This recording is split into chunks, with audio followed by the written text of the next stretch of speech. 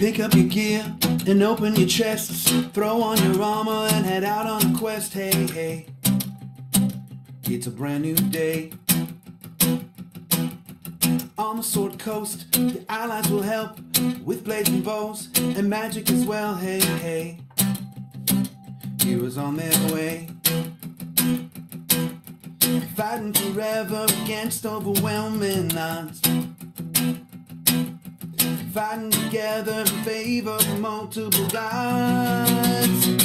Idle champions of the forgotten realms. Idle champions, adventure never ends. Idle champions, get you all out there. Idle champions, you will say it again. Idle champions.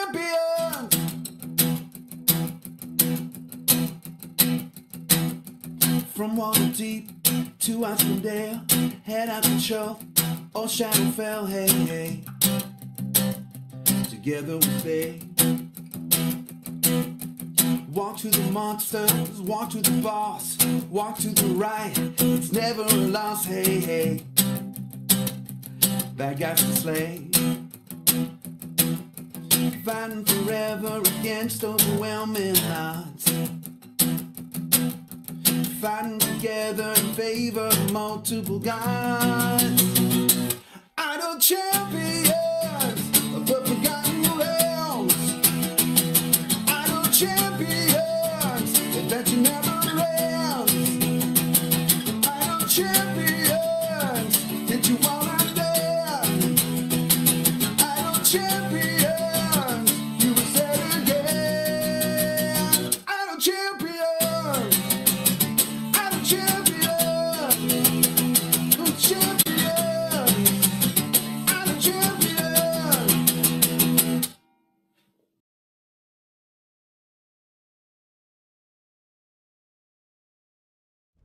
Hey, that's my cue. Hello, everybody. I'm Gaarawarr, and this is Gaarawarr's Guide, the tutorial show.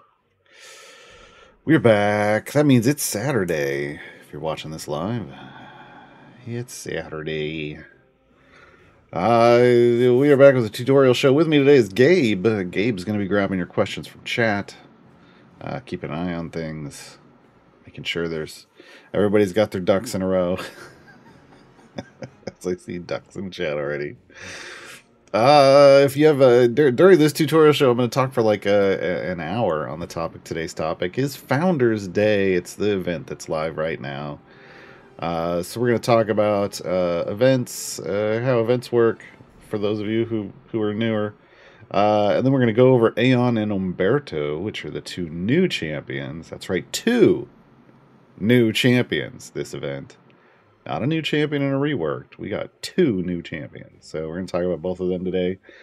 And if you have any questions, go ahead and put them in chat at any time with question colon in front of it, like the bot said in chat.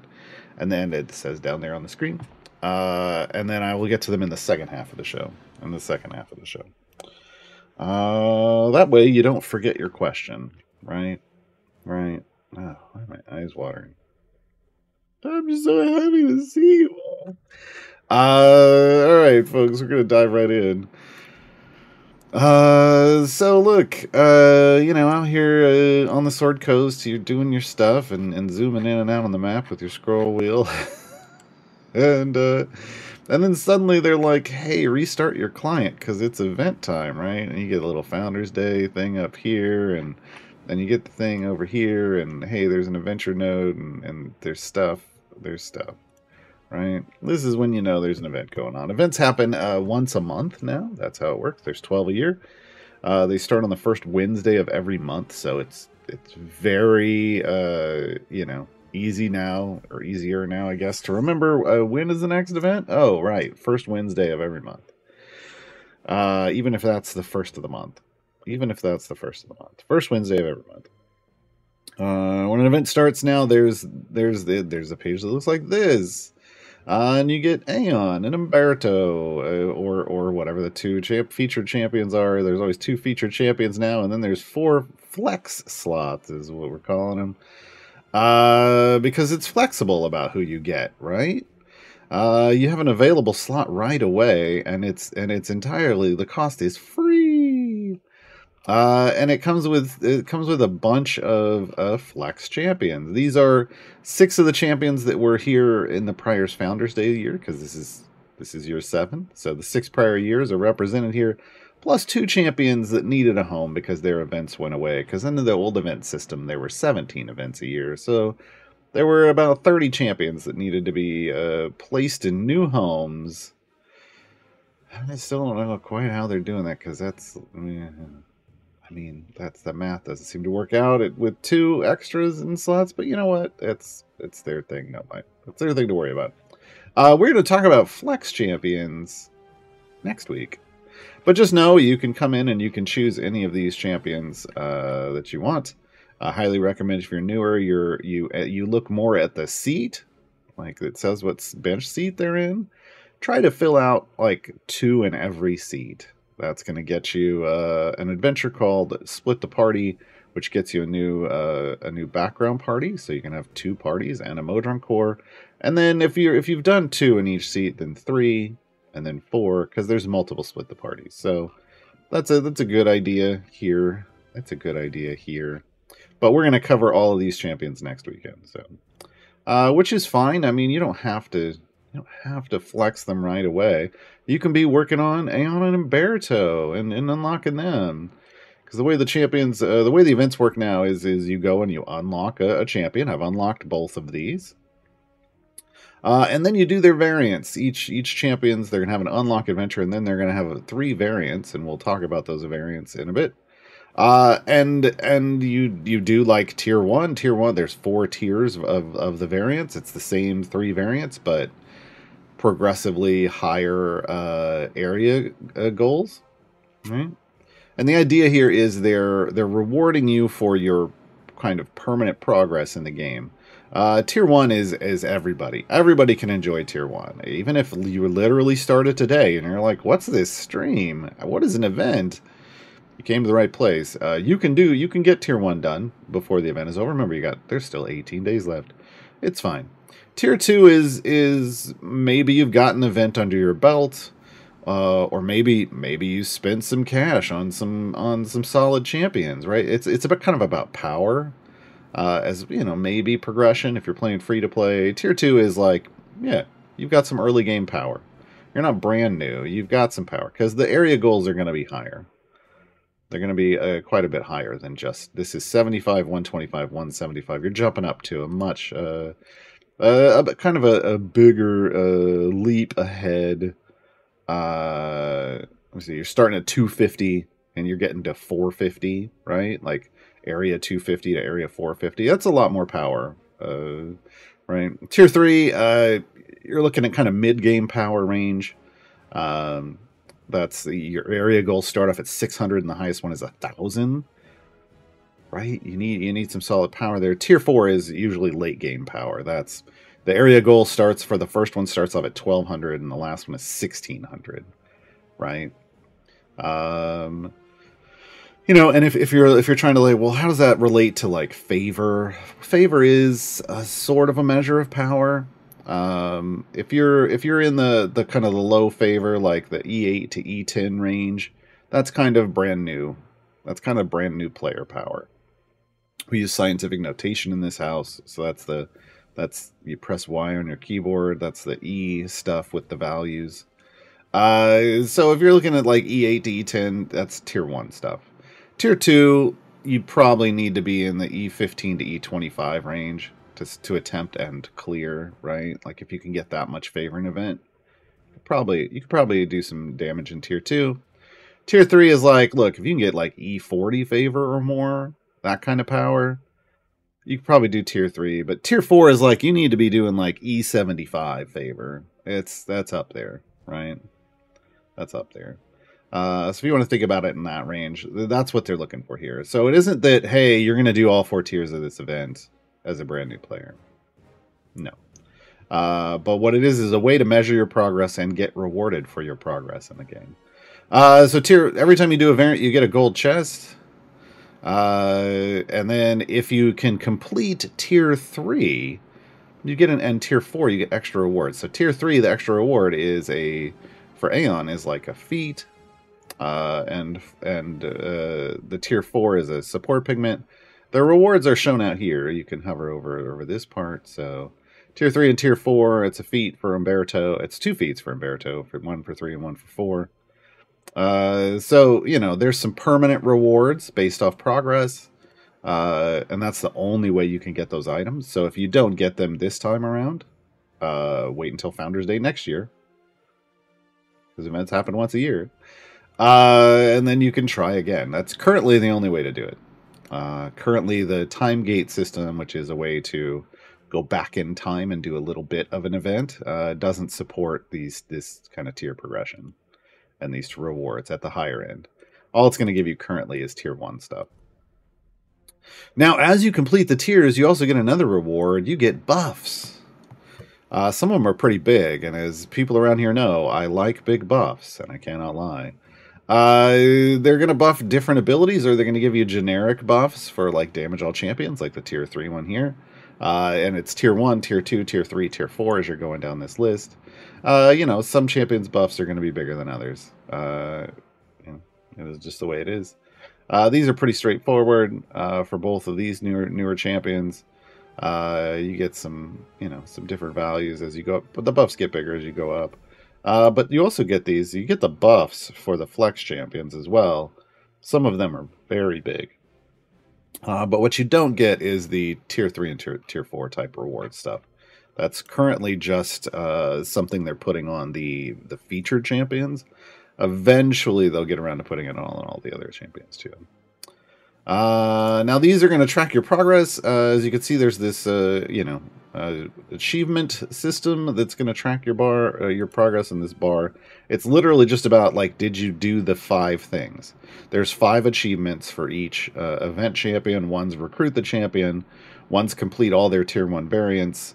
One is get a piece of equipment for each of their 6 equipment slots. One is complete just Area 250 and anything that has to do with them, basically. And then one is specific to understanding how to use that champion and going out and getting that. That's just the progress bar, and you can get these at any time. They don't have to be done in the event. I know a lot of people like to race them and knock them off their list, race through them, knock them off the list in the event. That's fine. Just know you don't have to. You don't have to now. They've made everything available to be unlocked at any point in time. It's just easier to do at least these first 4 during the event. This last one about the ability, sometimes they're very straightforward, like in the case of this one. Sometimes they require combinations of other champions that you might not have yet. So you might have to wait. Okay. You're going to get information on these champions over here on the left-hand side, like their basic character sheet. But then you're going to find some information on attacks and abilities, kind of how everything works, specializations. You can filter through and you can see, well, what is this champion even offering me? Do I want to unlock them? The answer is with these two, yes. I mean, they're freely available. But, when you get into these, click more details, you might want to read through it a little more to see what you're getting. See what might be good for you. There's a couple other features up here that we should talk about. Event boons are one of them. Event boons, basically, if you make an event-related DLC purchase, which is like any of these types of things down here, anything that basically is going to have an event boon plus 1 event boon or event tokens associated, which would look in the shop like this. It's this D20 symbol with the lines around it, and then these towels. These are called towels. This form of currency. If it has this, it's an event DLC, and it's going to reward you an event boon. And you can get up to 4 of them by making up to 4 purchases, and the boosts that you get are basically like potions. They're like versions of potions. The more of them you get, the bigger the boost. There's a bonus going on right now, and that bonus is because of these new things, which are called event augments. Event augments are a new thing they're trying out with Events 2.0. Basically, these are there's a bunch of these, and a couple are going to be applied to each event. And the idea that the devs are working with here is that it's going to give you it's going to make each event a little bit different, so that it's just not like a whole lot of the same every single time. This time around, so for the first kind of test of these, we're looking at the two being boon enhancements and empowered rewards. So the boon enhancements is what we saw over here. It's boosting the boon. So basically, if you just buy one, it basically doubles things. If you buy two, it triples them. If you buy 3 boons, it quintuples them. And if you buy 4 boons, it octuples them. I don't know if I'm using those words right, but it's the words I'm going to use. For everything except speed. Look, they're not going to make it go. They're not going to boost the speed. But they're going to boost your damage, your gold find, your health, and your bud-based damage on clicks, right? Quite a lot. These are some pretty large multipliers if you're all the way up at 4, right? So just a little bonus if you were already spending money. Hey, you get a little more. You get a little more power. The second thing is called Empowered Rewards, and that basically means once you get out of Tier 2, along with the gold chests that you're being rewarded, they're also going to give you some corrupted gems. I've heard it through the grapevine that it's basically 300 corrupted gems per variant. I haven't done any of them yet. I've been waiting for all of you fine folks. We'll knock some of these things out today, probably. Just so you can see. But yeah, Tier 2 and higher, they basically, along with the gold chest, they've added corrupted gems. And they're basically going to see, hey, how do people feel about these things? Was this nice? Does this make it worth, pushing further? Like, is it worth your time doing some of this higher stuff? Because sometimes, if you're just on the cusp of, like, Tier 3, doing the first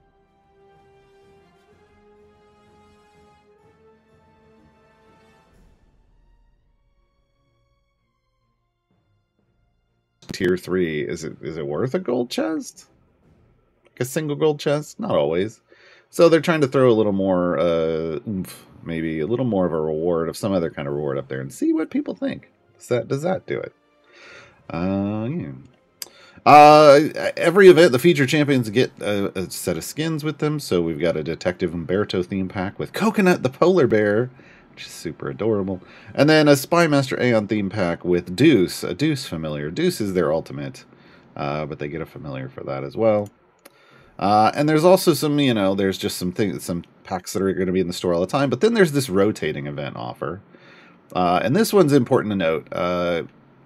It's only here for 24 hours, and then it will rotate to a new offer. And the offer that you get in this spot is based off who you've unlocked so far. So I haven't flexed anyone, so I'm just getting Umbertos over and over again, I guess. There should be one for Aeon, but it hasn't rotated to that one for me yet. So there's just a random chance you're going to get an offer for one of these others. So keep an eye on this. These are usually a fairly decent price for what you're getting. It just depends on what kind of disposable income you have, right? All right. So as we go along, if you'll notice these are locked. These flex slots are locked. This one's going to unlock next Wednesday. This one the Wednesday after that. And if you want to, these, I really want them to add over here, like it explains over here, that these get unlocked with time gate pieces. It's 3 time gate pieces.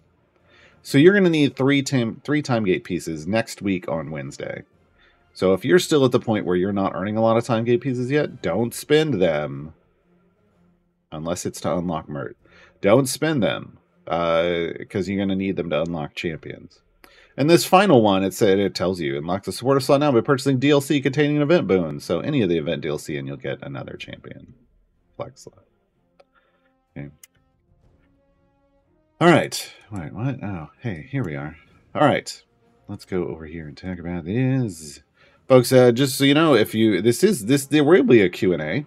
In the second half of this show, I'm just going through the tutorial stuff. We got another 40 minutes or so of me just talking at you. If you have a question, put question : in front of it, and I will get to it in the second half of the game. Otherwise, you're just asking chat questions, which is fine. Maybe that's who you want to talk to and not me. Anyway, when you're ready to go do adventures, click out here on the adventure node, just like a regular campaign. Remember, this is like a regular campaign. It's like starting a new one. You'll start with 0 favor. I have a lot, but you'll start with 0. And you'll also have these towels, right? Like these are your event tokens this time around. Are these towels? Towels are earned 1 every 25 seconds of gameplay. So as you're playing and killing things, 1 will drop every 25 seconds. If you're sitting like I am at this map screen for a long time, it's okay. It's going to keep track of it. And when I hop back in and start killing things, it's going to dump them more often until I catch up to what I was supposed to be at. It's calculated on the server side, not your client side, so there's no way to speed this up. It's 1 every 25 seconds. There are a couple notable other ways to gain event tokens in this game. One is one of the flex champions, this event Strongheart. He scavenges them as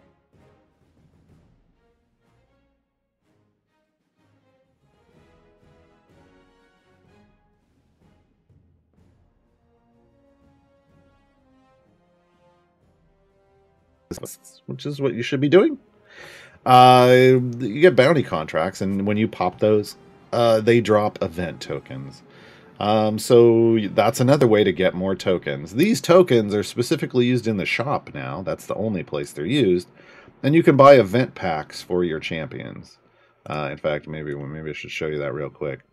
If we come here to chests, and we go, ooh, I want, Umberto chest, ooh. You'll notice 7,500 towels will get you a pack with 2 silvers and 1 gold chest for Umberto.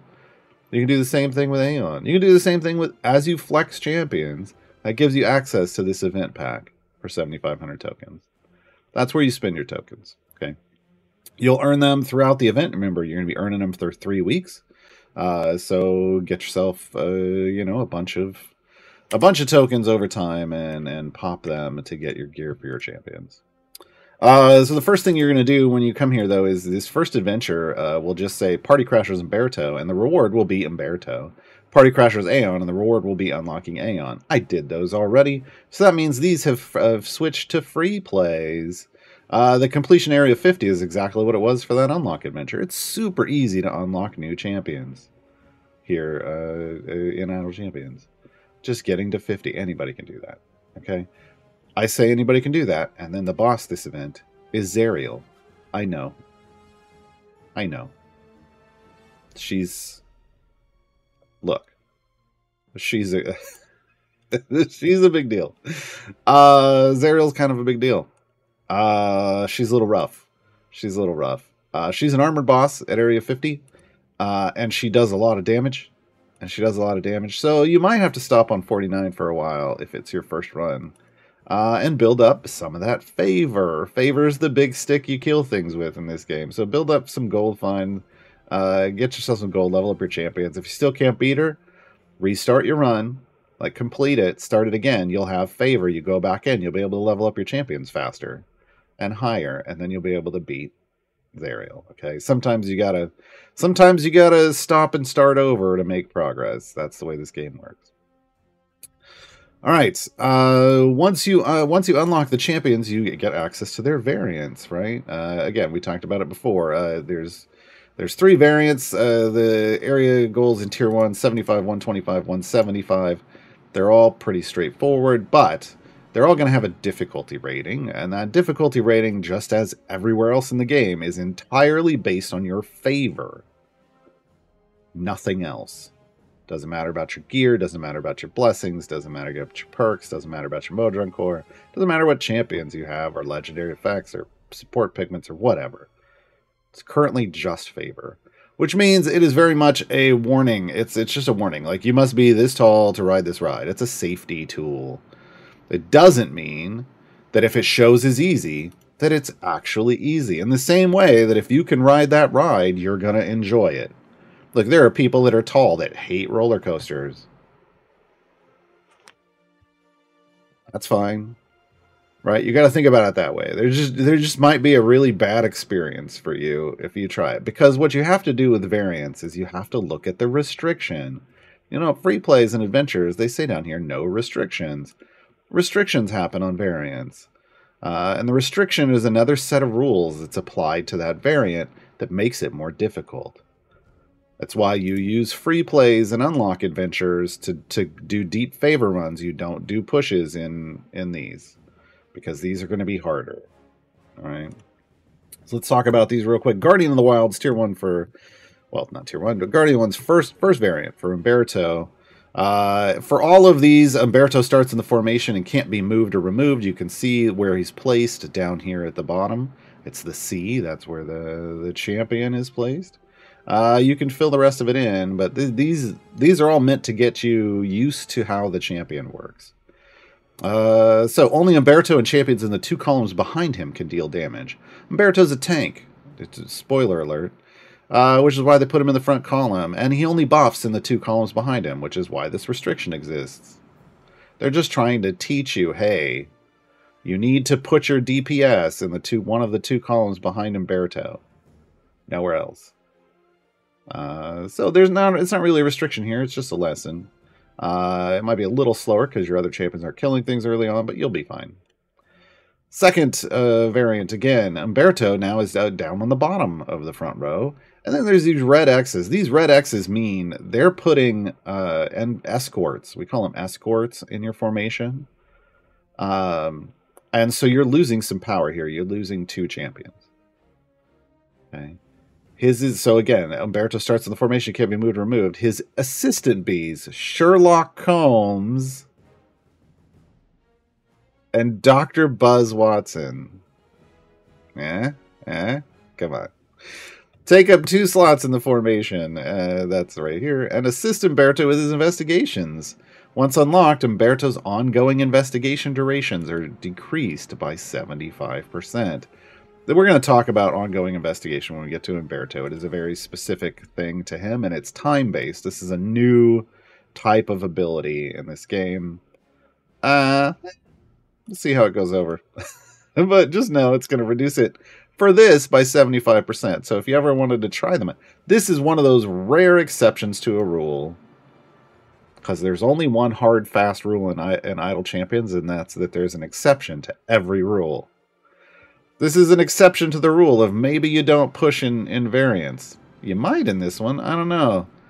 Depends on how much power is coming out of like a maxed out ongoing investigations. Would it make up for the loss of 2 champions? Hard to say. Hard to say. And what other champions do you have that could help you with power off these missing things? There might be some people at the upper end who might want to try that out, but maybe not new players. All right, so this might be a little harder. And this is one of those things where I said, look, the favor is what determines easy. You know, this doesn't make it easy. But one of the good rules of thumb is don't attempt variants, any of them, until all of them, all 3 of them here show as easy in tier 1. Because then you'll know you've got way more favor than you'd need for this, more favor than you need for this. This one, hit or miss, right? But at least it's going to be a little easier for you, right? So just make sure you have the favor and you're fine. To make the 3rd variant in tier 1 show as easy, you need 5 EO8 favor. 5 EO8. Again, please use scientific notation. It's going to make your life so much easier. You don't need to know what the numbers mean. You just need to know what they are and whether they're bigger or smaller. Are you going up or down? That's all you need to know. All right. Umberto's Friends is the final one. You may only use lawful, unaffiliated, druid, and or ranger companions. Now, the reason for this, he's back up in the top slot here. The reason for this is Umberto's specializations. His first specialization choice wants to buff based off the number of either lawful, unaffiliated, or druid and ranger champions in the formation. So you kind of want to lean into, they're trying to teach you, lean into one of these things and you're going to get bigger buffs. Okay. You might be a little restricted here. Might be. If for some reason you can't build out a full formation, or you can build a full formation, but some of them aren't good champions. Like maybe you got multiple DPS, pure DPS, and that doesn't work. You need more favor. You need more favor to beat that. Again, favor is the big stick you beat things with in tier 1. It'll help some in tier 2 as well, but beyond that, favor isn't doing a whole lot. Okay, just understand that. All right, next up with Aeon, Mechanical Mayhem, the first variant. 1 to 2 Iron Defenders spawn with each wave. They don't drop gold nor count towards quest progress, so this is just what I call this a swarm variant. They're trying to swarm you and overwhelm you with enemies. They're not giving you anything for it, but it's usually fine. As always, for these, Aeon starts in the formation, can't be moved or removed, and you can see she's right here in the middle of this big knot of this big web of intrigue. We'll look at it that way. And only champions next to Aeon can deal damage, so you're going to have to put them in these adjacent spots with your DPS needs to be in these adjacencies. Pretty straightforward. I don't consider this is kind of a non-restriction, really. Spy strategy, again, she starts in the middle. You may only use core champions. Those are the first 12. Those are the 12 you start the game with, that everybody starts the game with. And or champions eligible for Aeon's current patron. So Aeon has a feature. She's really made to be to help you do patron stuff. She's very focused on patrons, and she changes which patron she's focused on each week. Right now, as we speak, she's focused on Mert. So Mert patron champions would be available in this variant. On Monday, it's going to switch to Vajra. Monday at noon Pacifically. When patron challenges, when all the patron stuff resets on Mondays at noon Pacifically, she's going to switch her focus. It'll be Vajra. The week after that, it's going to be Strahd. The week after that, it's going to be Zerial. And the week after that, well, I mean, you can't even, we're going to be done with the event by then. But it rotates in order down the patron list, whether you have them unlocked or not. So that's how this is going to work. Yeah. Now, next up, Discovered Secrets. Again, she's right here in the middle. Starting in Area 11, only monsters that have a debuff can take damage. They've changed this. Good job. Codename Entertainment. People were complaining about this, and rightly so. It was starting just right away, but nobody had a debuff available. Except in a couple rare circumstances. And it was making it basically unplayable for a lot of people. So they moved it to Area 11, and now you'll be able to get some gold, and then before suddenly you need to have debuffs. Just make sure you have debuff champions. It doesn't have to be her debuff. It can be any debuff. I'm going to need to update this in my guide. I'm going to need to update this in my guide, because yeah, it was doable for some of us, but not for everybody. Or you'd spend a lot of time waiting and killing distractions until you had enough gold to put someone in that had a debuff, right? It was a little rough. The key before was if you had Esmeralda, who's a seat 1 champion, you could get her in. Like you could leave, go put her in as your seat 1 in an adventure, and then she loads in automatically. For some reason, she's broken, and her base attacks count as debuffs, and then everything died. But yeah, we don't have to worry about that now. Which is good. All right, we're going to hop into one of these. We're going to hop into a free play. We're going to hop into this one. One of the other things you want to keep in mind when you're trying to build favor is which free play do you do? And based off these two, this is not the friendliest formation. This is much friendlier. So I recommend if you're doing deep pushes and you only have the out of these two, this. Now, your flex champions are also going to have their own formation layouts. Every champion has their own formation layout, which makes their stuff unique. There might be a better one for you, but out of these two, the Aeon is definitely the best layout. Come on, load in. All right, let's get Aeon Umberto in here. And there's the towels. See, I told you it was going to drop a bunch of towels. Because I'd been sitting at the map screen. That's what it looks like. Normally, it would only drop one of those every 25 seconds. Okay, Umberto and Aeon are here and here. So 7 and 10. 7 and 10. Let's move this up a little bit. There. Which one did you first? Eeny, meeny, miny, mo, Aeon. Alphabetical. All right. Aeon. Aeon is a female Goliath artificer bard, or bartificer, as I like to call it. Lawful evil support and debuff champion. Support and debuff. No affiliations for either of these. Her base attack is Cane Wand, and despite the description, it is a ranged attack, which I have to update in my guide. Always look at the icon here, folks, to figure out what kind of attack it is, but what kind of their base attack they have. Don't read the descriptions, I guess. They used to be don't just base it off what they look like, and now it's also don't base it off the description. And fires an energy bolt from her cane at the closest enemy for one hit. I thought that was going to be magical. But nope, it's ranged. It's ranged. It's silly me. And the ultimate is called Deuce. We have it already, so let's talk about it.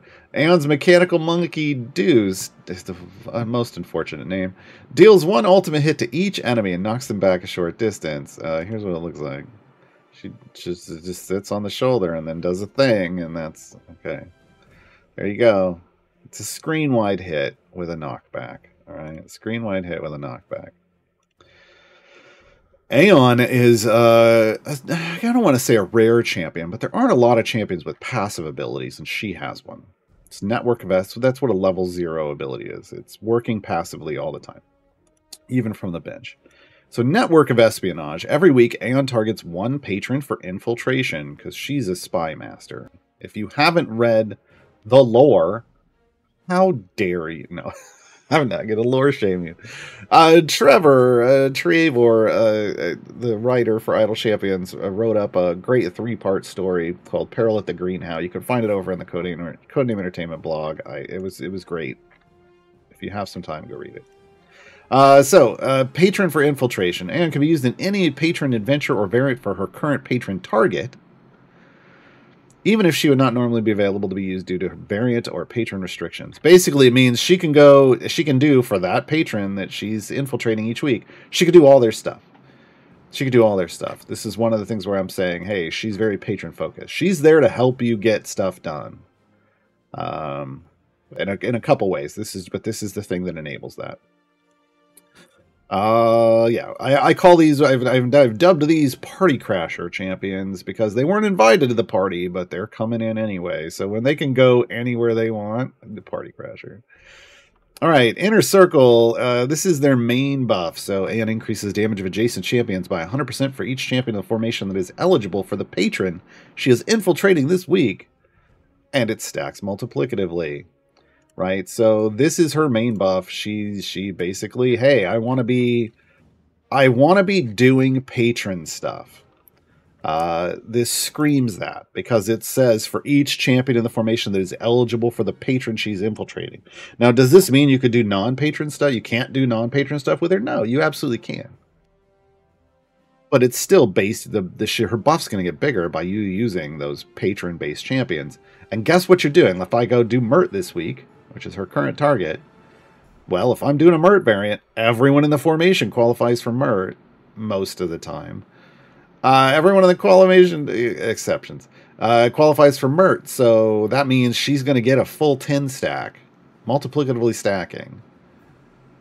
Right, this is, so she is strong doing her targeted patron each week. They're really trying to help you with that, right? Only champions that start the adventure eligible, or champions with equipped feats that make them eligible, count for this ability. See, they're covering their bases. They're covering their bases.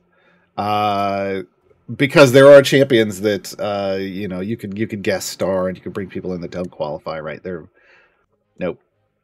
They don't count for stacking the buff. Only if they're eligible at the beginning do they count for stacking the buff. There. Uncover weakness. Each enemy that Aeon damages gains a stolen secret stack. This is the debuff. Enemies with a stolen secret stack, wow, that's a lot of S's, take 100% more damage from all sources, stacking multiplicatively up to 5 times. So another multiplicatively stacking ability. It's the good way. This is what we want. The thing we want to look for after that is, and I didn't talk about this up here, is do buffs to this apply pre-stack or post-stack? Post-stack, still a strong ability. Multiplicatively stacking is a strong ability. Additively stacking is meh. Multiplicatively stacking is, yeah. Okay. But if it applies pre-stack, that's the OP way. I call this mathematically overpowered MOP or MOP, like it's a MOP ability. Uncover weakness is her MOP. So she has an item. I haven't done items yet. We're going to do items in a bit. She has an item in feats for this, and it applies to the pre-stack value, which means that pre-stack value then multiplies against itself, gets real big the more item levels you put onto Aeon. So this scales the debuff scales really well over time. As you make her bigger and bigger, it gets bigger and bigger. Okay. Challenge accepted. Aeon increases the effective inner circle by 100% for each completed patron challenge for her current patron. Stacking multiplicatively, folks. These are do your chores, basically, is what they're saying. There's eight chores, and now people are like, oh, I wish they hadn't reduced it from 10 to 8 now. But look, there's 8 chores each week for each patron. So Mert would be the one. What they're basically saying is before you go out trying to do stuff each week with Aeon, go do your chores first. You can't hang out with your friends until you do your chores first. That's basically what they're saying. Sorry if I gave people some bad flashbacks to their childhood. But yeah, they want you to go do your chores for that week's patron before you go do that stuff so you have more power available. Again, very patron-focused champion. Very patron-focused champion. Spec choices. First set. Both of these champions are going to have 2 sets of specializations. Immediate infiltration or play the long game. And the choice here, as you can kind of tell from that's implied by the name, is immediate power or delayed power. That's how you should think about it. So immediate infiltration increases the effective inner circle by 100% each time uncover weakness applies a stolen secret stack. This stacks additively up to 10 times per area and resets when changing areas. So you're only going to get 10 stacks of this. Stacks additively. That's the meh way. So, about 1,000 power base here without anything else like items or feats or whatever. It's 1,000% on an area. Ramps up as you apply debuffs. The long game, though, increases the effective inner circle by 0.1%.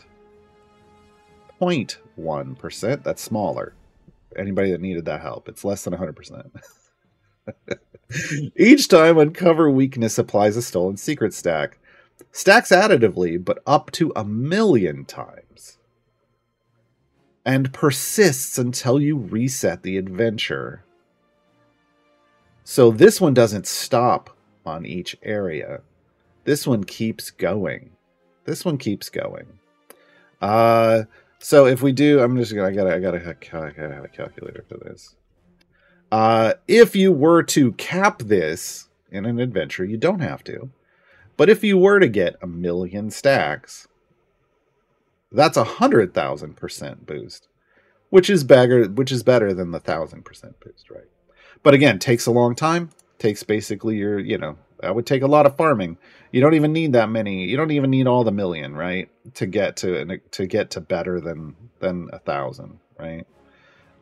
So if you're gonna complete something really quickly, like this run is only going to 75, immediate infiltration. If you're doing like the 1,600, or you're doing something else and you're trying to go all the way as far as you can, play the long game. Play the long game. Okay, I'm gonna go ahead and collect that. So slick that, just for fun. I don't think she's got an ability in between those, does she? No. Okay, so second spec choices. But what about second spec? Artificer's Arsenal or Spy Network. So for Arsenal, the Cane Wand can now pierce through the targeted enemy, dealing 1 hit to all enemies in a line. So this is a line-based area of effect. Additionally, it deals 5 seconds of Bud-based damage to all enemies it hits. Okay? So, again, she's not a DPS, but she applies that debuff when she hits things. So this will apply debuffs to groups of enemies instead of just single target like it is at base. Which would also mean you're stacking up her... If you're doing play the long game, like I did, you're going to get more stacks with every attack. right? But it also means she's going to become a secondary DPS because it means she's also doing 5 seconds of Bud base damage. Bud is this number down here. Bud is literally your damage per second. Okay? So it takes your biggest hit, it divides it by your attack speed to get your DPS. So 5 seconds of Bud means it's an attack. Its amount of damage equal to 5 times your damage per second. Whatever your Bud is. 5 times your Bud. Which most DPS are going to have an attack speed of that. So, or lower. So it's a good hit. It's a good chunk. It's going to help you kill armored things like Zerial. It's another attack that could remove armor on Zerial. Alright? So that's the left spec functionality. Right spec, Inner Circle now affects all champions within 2 slots of Aeon. Remember, she buffs adjacent champions. Now she buffs 2 slots adjacent, and the pre-stack effect is increased by 75%. This is a bit of a mini mop. Now remember, Inner Circle is not mathematically OP. It doesn't apply pre-stack bonuses from item support or feats. However, this specialization then gives it a limited boost, 75% boost, to that pre-stack value. So there is power here. There is power here. Just on this right side because of this boost, the 75% boost. But there are also champions that like things like this, positional formation abilities. And being able to spread it to more, that positional formation ability, to even more champions, might be very beneficial to the formation you're building. So both of these are very formation dependent. Like, what do you need? Are you using one of those PFA lovers? You might want to go here. Or do you need more damage? Or are you playing the long game and you're dealing with armored enemies? Well, we're dealing with Zerial, so we're gonna watch where she's gonna attack. It's hitting stuff. It's trying to.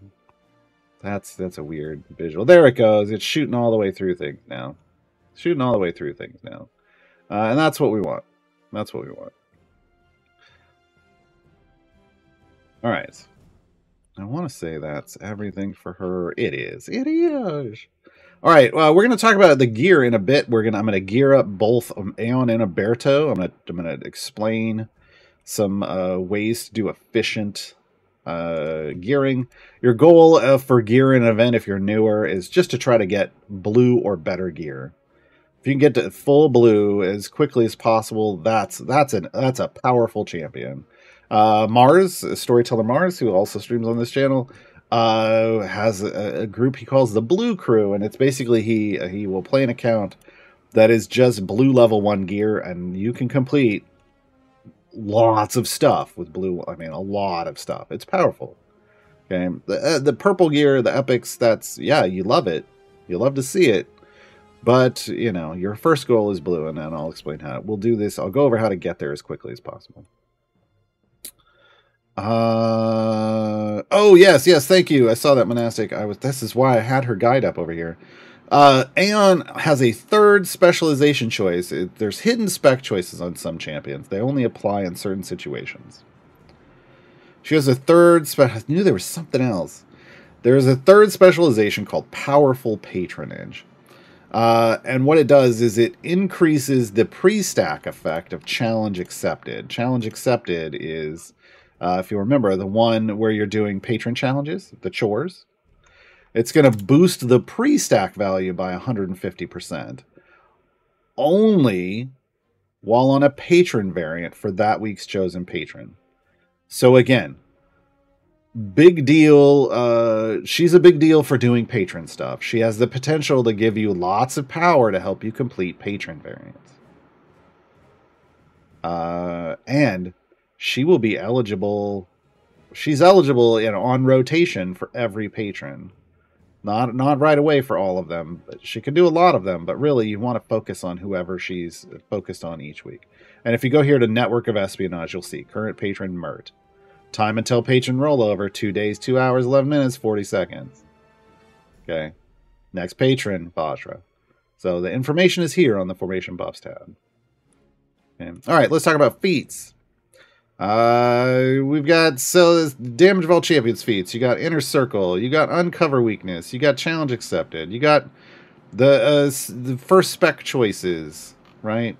There's an inner. There's this is her event reward feat for uncover weakness. But it's everything is just kind of straight up what you would expect. There isn't anything here that's like, oh, that's super interesting. It's all just straight up buffs to things. Now remember, her uncover weakness is her mop, like her mathematically OP ability.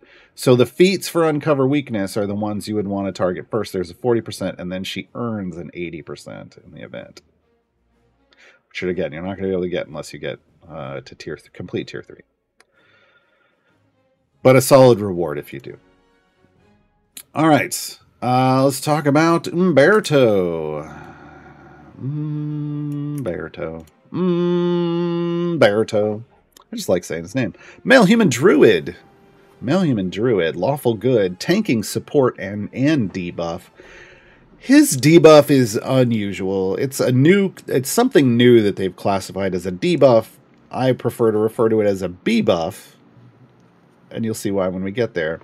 Overwhelm, which is a tanking stat at 20. That's a little low, but it's fine. Base attack is magical, and it's called Swarm Staff. Umberto magically unleashes a bee swarm at the nearest foe, dealing 1 hit and adding a swarming bee stack. We'll talk about that. That's an added feature with an ability. Yeah, Beehive Barrage. Okay. Ultimate is Brown Bear Bash. Umberto transforms into a bear for 15 seconds. Look, it was in the name, folks. You should have seen it comment. Umberto. Encouraging allies to immediately attack and attack more often. So basically what Umberto's ultimate does is it resets the base attack cooldown of all champions in the formation. And then while he's in his bear form, he's doing a claw attack. And the attack cooldown of all champions in the formation is reduced by 2 seconds. So if you need fast attacks, again, this is kind of something to help shred armor in the sense like, hey, if you want more people attacking like hit-based things and armored things, like you get your main DPS attacking more often. Plus, he's going to be a bear. He's going to be a big old bear. And who doesn't want a big old bear walking around on their hind legs? Yeah, it's great. It's great. Oh, yes. This Gail Simone, the comic writer, created Umberto. B. Dave Walters, who does all the things, created Aeon. These are C&E originals, but they were created with the assistance of these content creators. They weren't part of streams or games or anything else. These are created for Idle Champions. All right, main ability for Umberto, Beehive Barrage. I shouldn't say main ability. It's kind of their first ability, but it's kind of key to everything else. Every second, Umberto's staff magically summons a swarming bee, which buzzes around the staff, up to a maximum of 10 swarming bees. When an enemy attacks Umberto, this is key. Not when Umberto attacks them, but when an enemy attacks Umberto, because remember, tank. He unleashes a swarming bee from the staff onto that enemy. When an enemy with 1 or more swarming bees is hit by any champion, all their bees sting them, dealing 1 second of bud base damage for each bee. Remember when I said this was a bee buff? Now you're getting it. You're picking up what I'm putting down now. A maximum of 5 swarming bees can swarm a single enemy. Bees persist until the enemy is defeated or until Umberto is removed from the formation. So, if we put Umberto up here, these are ranged enemies, and occasionally they're getting an attack off on Umberto. And you'll see a little bee show up, a little bee icon. Let's let them attack right away. See, he's got a little bee. It's moving around. It's dancing around. They're gonna attack him. They're gonna attack him. Bee swarming around him, right? And when Umberto then, or anyone attacks that person, they're going to get a jolt of bud. Now again, this is I cannot state this enough. This is potentially an armor shredder, because these armored enemies, as long as your bud is high enough, as long as 1 second of bud or more, if you've got more bees on them, is enough to damage to remove a segment, everyone's going to be removing segments. And again, as if that enemy is still alive, like if you get this on a boss, the enemy's alive, the boss is alive, everyone attacking is going to be hitting for bud. Umberto is potentially a fantastic armor shredder with this ability. Potentially. All right. Detective's Entourage is up next. Umberto increases damage of all champions in the 2 columns behind him by an amount that's going to vary. So this is his straight up basic buff. He's just like, look, I'm a tank. The 2 people staying behind me, the 2 columns behind me are going to get buffed. Real straightforward. Protective Presence. Umberto increases the health of all other champions by 25% of his max health. This is a health share ability. This is what helps keep your party alive from AoEs and stuff. Also can help in a multi-tank frontline. Umberto has the upgraded version of it, where it also healing effects on all champions are increased by 25%. So this helps everybody stay alive with healing effects. Remember, healing effects are both, it should be both healing and shielding effects, unless the shield effect has a cap. All right, specialization choices. Now, Umberto does have a mathematically overpowered ability, and it's his first specialization. It's his first specialization. So we have Law's Alliance, Family of Orphans, or Call of the Wardens, and we talked about this before. This is based off the number of each type of champion in the formation. So Law's Alliance is lawful champions, Family of Orphans is unaffiliated champions, and Call of the Wardens is rangers and druids. The values are different though. Lawful is 125%, unaffiliated is 100% because there's more of these. There's, slightly less of these, but then there's a lot fewer of rangers and druids, so that's 300%. So you're not just looking at the number of qualified champions down here. Like we have 2 and 2 for here, so don't think, oh, it's equal. No, this value is bigger multiplicatively stacking, so you would go here. So you are looking at the number, but you're also looking at the values, and you want to choose the one that's going to get you the biggest buff in the end. Okay? So even if these numbers might be bigger, 1 or 2 bigger, if this has multiple, because it's multiplying 300%, this may be where you go. And the way you do this math is you convert this percentage into a multiplier. And I know some of you are going, percentages are multipliers. No, that's not what I mean. I'm using a specifically different term so you'll understand there's a difference. A multiplier, instead of 100%, would be 2x. A 2x multiplier. Okay, because 100% means double. That means 2x. 300% means 4x. Right? It's always the base value of 100% you have. And the other one, and we get 2x, 4x. This is 2.25. Okay? You take that value, the 2, the 2.25, the 4, you multiply that by itself. If you need a calculator, go for it. But just know that's a way to make this easier. Since they don't do that math for us, which I wish they did, they just give you the numbers at least so you can do the math for yourself. All right, we're gonna go lawful here. And there's ongoing investigations. Are we there yet? Are we there yet? Yeah, okay. Ongoing investigation. This is a new kind of ability in the game. It's not a spec choice, but it has its own UI interaction, which we just saw. I'll bring it up again in a second. Pick an investigation to pursue. Because he's a detective, folk. This is Spies and Detectives Month. It's Aeon's the spy, Umberto's the detective. Umberto gains stacks of clue. No, not the game or the movie. And can start another investigation after the investigation concludes. So this tells you might be doing multiple investigations on a run. Each clue stack increases detectives' entourage by 50%, stacking multiplicatively. That's the good way. So this means the more clues we can get, the better. Caps at 100 stacks. Okay, so maximum cap 100 stacks. Once you're capped, additional investigations are not offered. Clue stacks persist between areas, but reset when the adventure ends. So this is an in-run ramping effect. This is what we refer to this as. There are area ramps. We saw that on Aeon, right? She had the more stacks in her thing that she gets, debuff she applies, she ramps up on an area, unless you choose the spec that makes it for the entire run. So there's area ramps and there's adventure ramps. This is not a permanently stacking ability. If it was, it would be much less powerful. Okay, so this is a way to give you a lot of power in one run. How much power are we talking about? So 50% would be 1.5.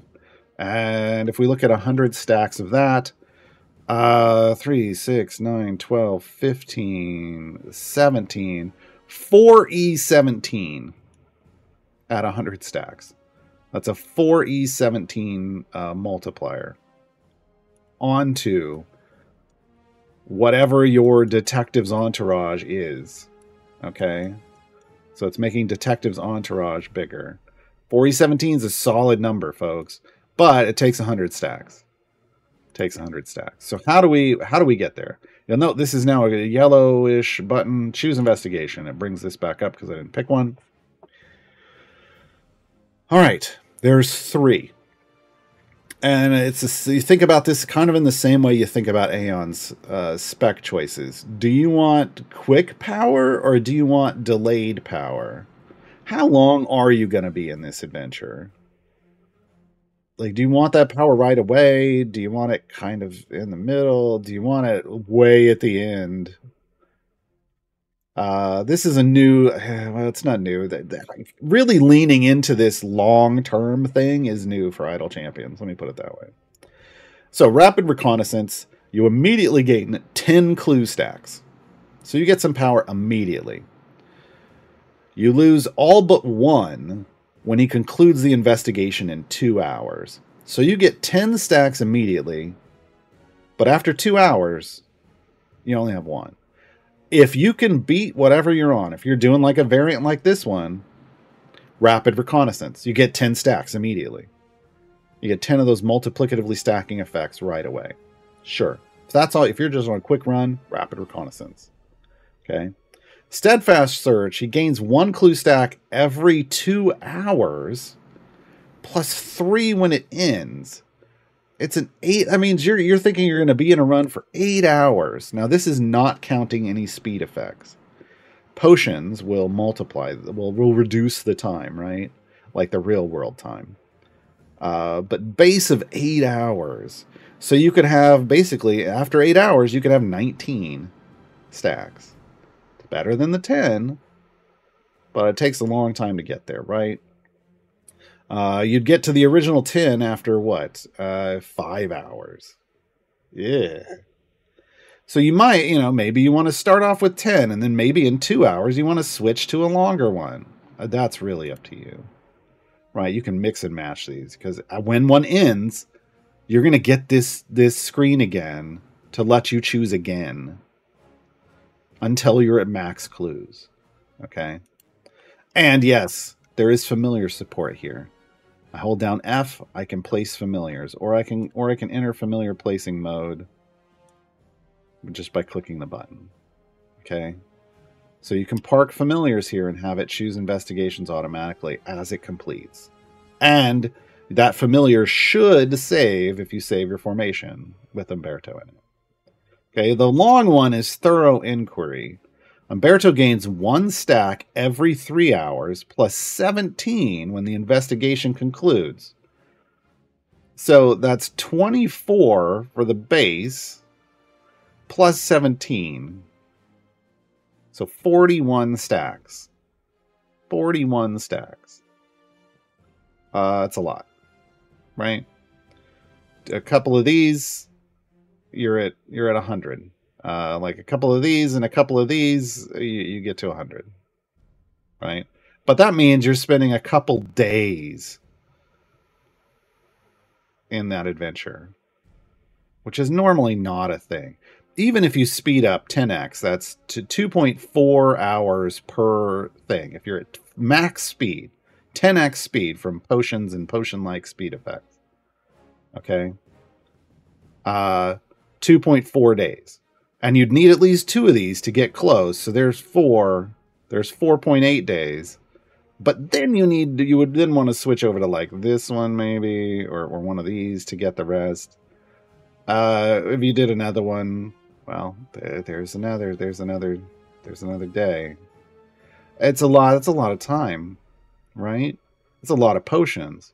It might be worth it. I just told you it's an E17 buff. Pretty big.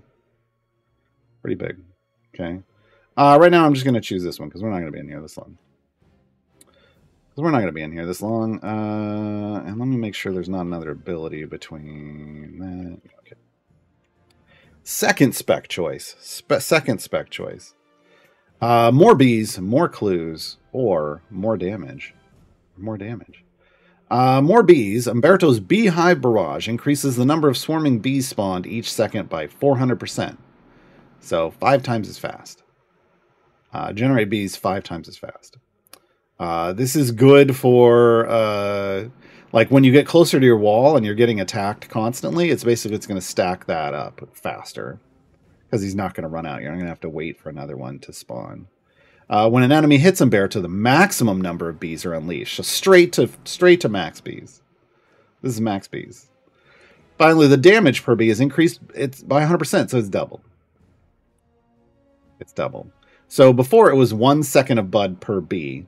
Now it's 2 seconds of bud per bee. At max stacks, that's 10 seconds of bud. That's a big damage. There's no DPS in the game that has a 10-second base attack speed. So you'd be doing more with this. You'd be doing more damage per hit than your primary DPS does. Again, if you're leaning into just armor shredding, more bees. More bee buffs. More clues increases the maximum number of ongoing investigation clue stacks by 150. Folks, we were at a 4E17 value before as the potential max. Now remember, this means to get to max takes even more time. Remember, we're already looking at multiple days. This is 50% more time. But that value increase takes us to 3, 6, 9, 12, 15, 18, 21, 24, 2.59 E26. That's a big buff. I like big buffs. I cannot lie. I'm still on the fence. I don't like spending that much time in an adventure. But that's a big buff. So if you're like, you know what? I'm gonna be away for a few days. I'm gonna set up the 24-hour adventures with a familiar. I'm gonna pick more clues. I'm gonna come back and wreck things. Yeah, you will. That's a big buff. Okay. More damage, just straight up, hey, I'm gonna increase Detective's Entourage, a triple damage to his base buff. So if you're not going far enough, again, this is kind of how long are you going to be in adventure? If you're not going far enough that where you're going to really be being attacked a lot, or you're going to spend a lot of time with clues, you can just straight up give yourself some damage. I'm going bees. Like, it's bees all the way down. It's just bees all the way down. But those are the use case scenarios, right?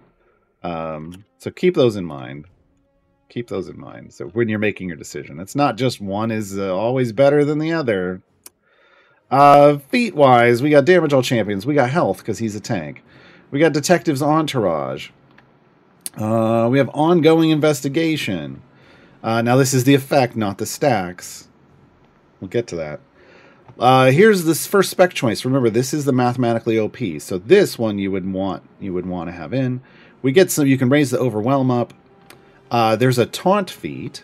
This comes with the pack, but you can get it with gems. Anything that's in the shop for cash, you can get for gems. Okay. So this boosts Umberto's damage. Nobody cares. But it also means his attacks to have a 50% chance to taunt enemies, which is good because if he's in a multi-tank frontline and he wants to apply that B buff, he needs to taunt them so they're attacking him. There's an int feat. These are the event rewards. The tier 4 is, or is it the tier 4? Hold on. Tier 3 is the Scholar stat feat. This makes him qualify for Strahd. The tier 4 is the big deal. Again, not everybody's going to get this one. Mounting evidence. It adds 40 clue stacks to his ongoing investigation. That means even without picking an investigation, like you could pick one that has like nothing and is a slow burn. You're going to start with 40.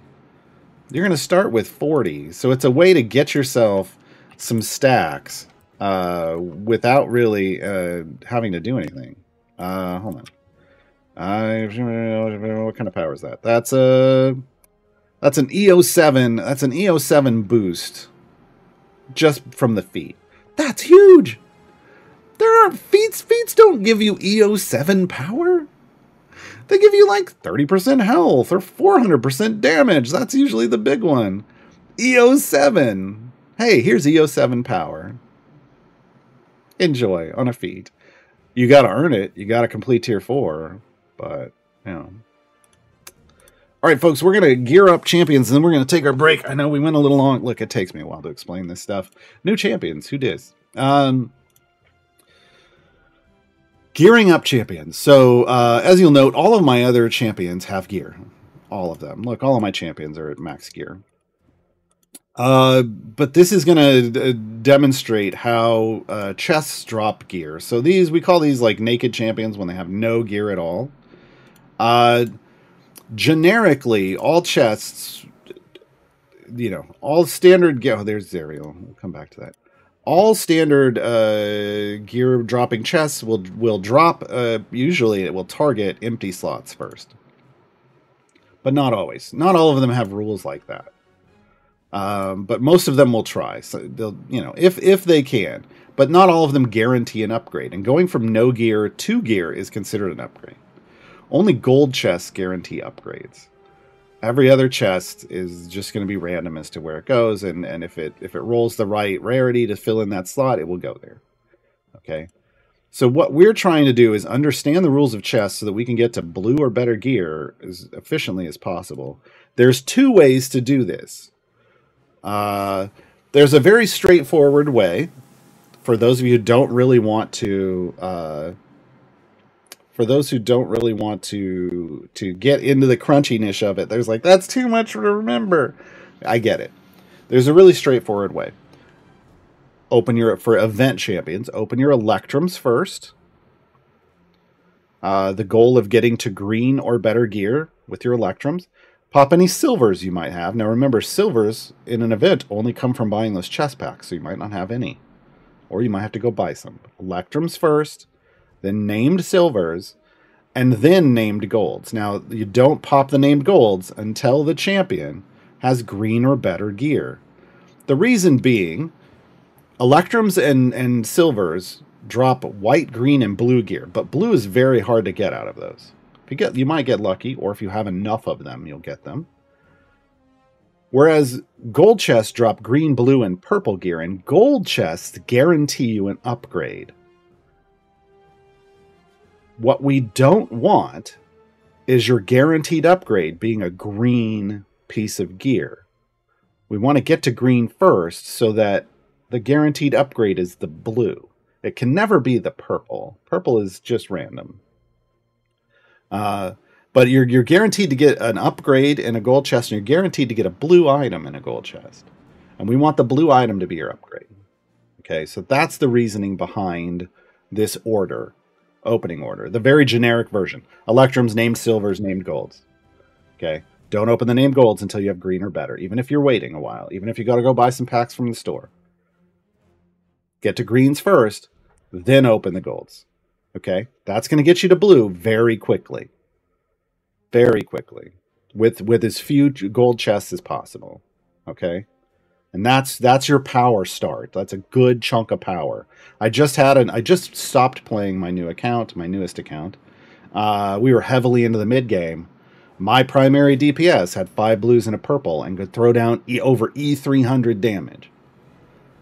Blue is strong. Blue can be very strong. folks.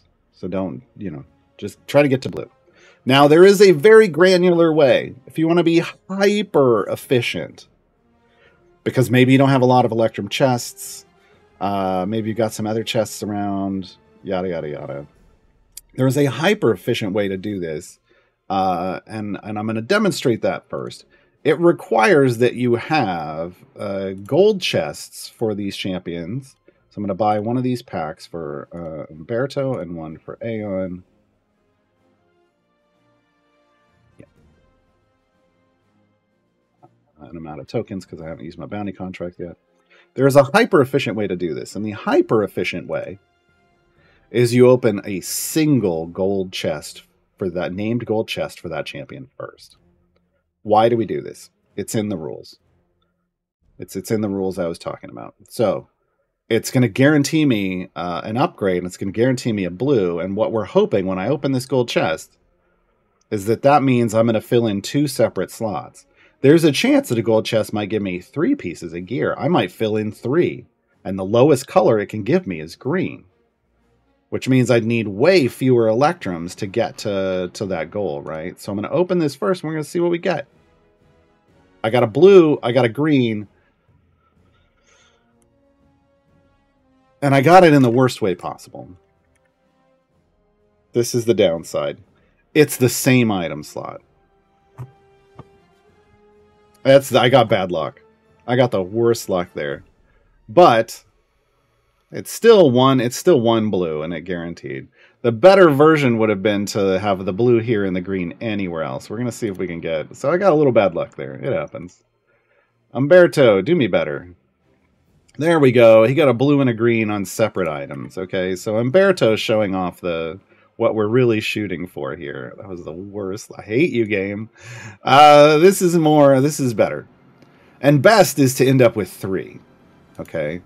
But now I'm in more efficient. I only want to open that one gold, because if I were to open a gold again now, another gold, remember, I'm guaranteed an upgrade. I'm guaranteed a blue. The blue doesn't have to be the upgrade. I could get a green on one of these slots and it could dupe that blue. That's super upsetting. We don't want to do that. So now we're just going to pop, we pop Electrums. The Electrums, while they drop gear for every champion you own, when you have a naked champion, it acts as like a magnet, and it sucks that gear right onto that champion. As you can see, it's just going to be Aeon and Umberto gear. All of these until both of them have gear in every slot. Once the rarity that's being dropped is, they have all those rarities or higher, then it will start duping. But there's still a chance for it to go to green, all the way to green. Like there's full slots for Aeon, but there's 2 whites, so there's still a chance. I still want to open Electrums to get 2 more greens for Aeon. I still need 2 more greens for Umberto, right? Now, ultimately, because these are my newest champions, they're the only ones I need gear on. All my others have gear. I'm going to just pop all these Electrums. It's going to take me all the way to blue. It's going to take me all the way to blue, just from the sheer numbers. But as you can see, now I'm getting some dupes, right? It's still luckily dropping them onto those champions, that's interesting. Normally it could go to anyone. There we go with the greens. There's the other greens. We're just going to take this down to greens so that you can see what it looks like when you get there. Now remember, duplicates are great because, there's a blue. Duplicates give us more item levels for that piece of gear. And more item levels means more power. Okay. So right now, we're doing... Are we full green? We are. We're greens. Okay. So at this point, if I was out of Electrums, I would then start opening gold chests. I don't have any more, but I would then start opening gold chests. Now, if I'd run out of Electrums, I could have opened those silvers to fish for the same thing. They drop the same rarities in the same way, but just targeted for these. But you would want to use all of your Electrums first. Like at this point, I'm gonna purge all my Electrums because there's no reason to hold on to them, because I have all my other champions that have gear. Now, if you still have flex champions to unlock that are going to be ungeared, you would want to save your Electrums for that. Okay, I don't have to worry about that. Okay, so all of my electrums are gone. Then these named silvers would go because this is just duplicate item levels onto those champions. That means more power. And then I would do the named golds or any group chests like the newsletter chest this week that could give. There we go. There's a blue for Aeon. I'm shocked she still needed a blue, but she did. Oh, she still needs a couple blues. Whoa. All right. That's what happens when we have 2 new champions. It doesn't fully finish out. So that's the efficient way. Now, before you get to golds, if you're somebody who's far enough along and you've got a lot of patron chests, you could open patron chests after getting green or better. Try to get the blues from your patron chests first. Save all those named golds just to dupe things out and get you on your way to epics. All right. Yeah. All right, that's going to be it. I'm sure people have questions. We'll get to those questions right after this short musical interlude. This is the song from Bardic Inspiration. This is Founders Day, the event we're in for Waterdeep. This is I Love Waterdeep.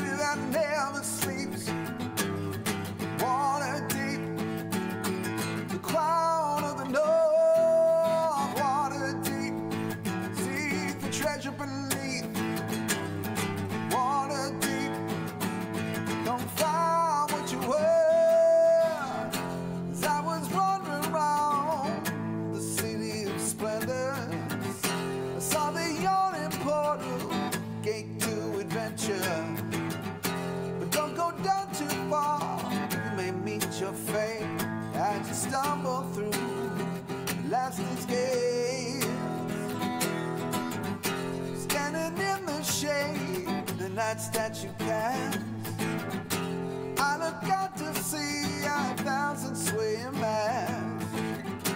Dancing up, I see the griffins flying by. You know the city's saved by land, sea, and sky.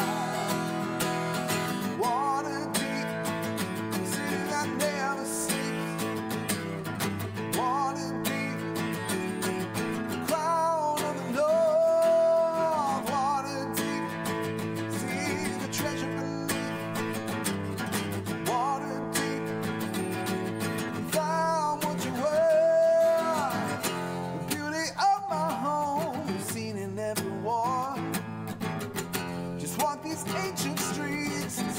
We've adorned, but this antique city hides beneath centuries of history buried deep. There's a port of skulls westwards towards the sea, along its outpost run by thugs and thieves. Underneath it all, the man-made plans and schemes in a labyrinth of death, opportunity. Oh, water deep, that never sleeps. Water deep, crown of the North. Water deep, see the treasure beneath. Water deep,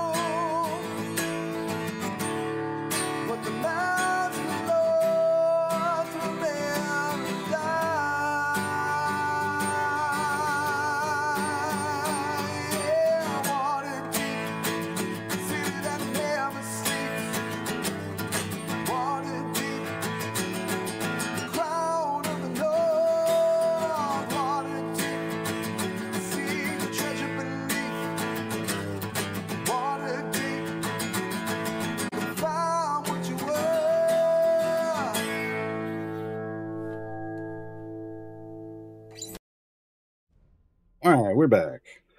I'm going to hit the stuff that's somewhat on topic first, and then we'll go to whatever general stuff. We got about a half an hour. Rough Rider, yeah. How does Aeon use a wand to shoot a ranged bolt of energy and it isn't magical? It's not a wand. It's a cane. Aeon is an artificer, which means she built it.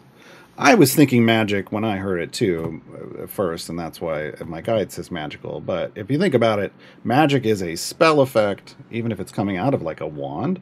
She's an artificer. She built effectively a laser. A laser is a ranged attack. That's not laser, not magic. That's science.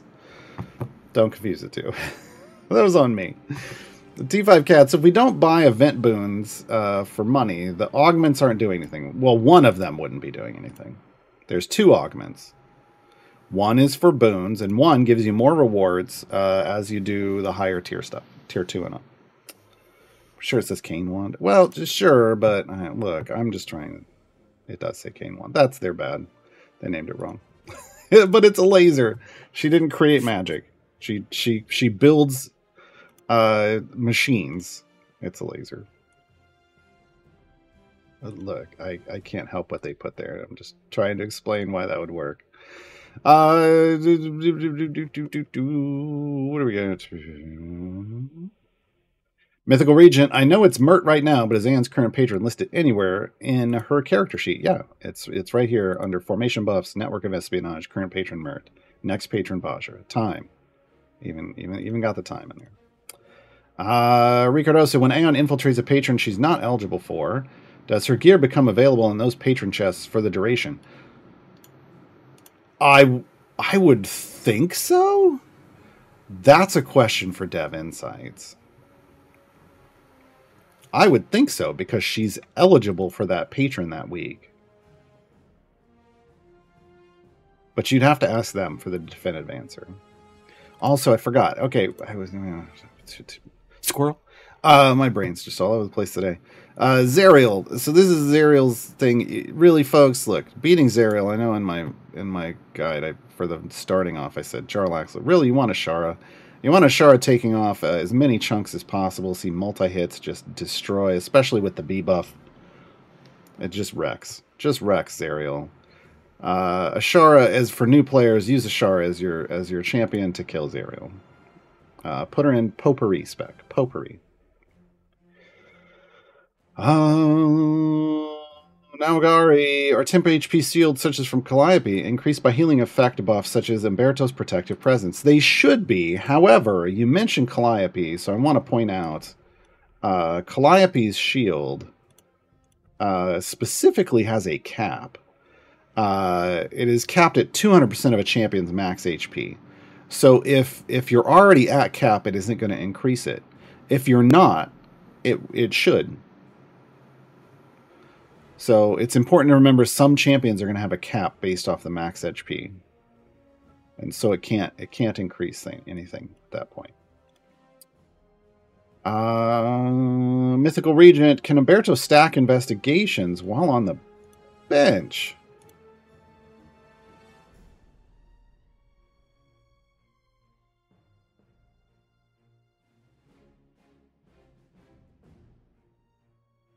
I don't see why not. But that's definitely a Dev Insights question. I'm not even sure they're going to know. I don't see why not. It has nothing to do with being in the formation. None of it has anything to do with being in the formation. I mean, I can't. Do we got a timer? Yeah, 1 hour, 27 minutes. Get out of the formation for a couple minutes, and then we're gonna see. We had 127. Yeah, this is something you can test on your own. I just want to be clear. By the same way I'm doing. Oh, it's here. It's here. But I don't see a timer. I don't see a timer ticking down. Oh, the timer's over here. Okay, we're gonna see. We'll see. We'll look at that in a second. We'll see if it comes back.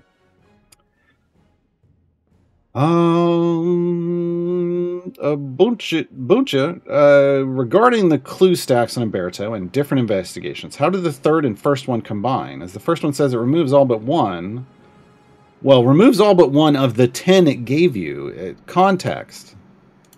Context. Umberto gains 10, but will lose all but one. Of that 10, it's contextually in the sentence. Contextually in the sentence. Okay. So immediately gains 10, loses all but one when the investigation is concluded. So after 2 hours, you're only getting one. You have 10 during the time. So that they combine because they are all separate. Their separate rules affect separate things. Once you get the stacks permanently, after the investigation ends, whatever stacks you have left are yours for the rest of that adventure. It has nothing to do with what it says in here. This is in reference to the 1 out of the 10 that it gave you originally.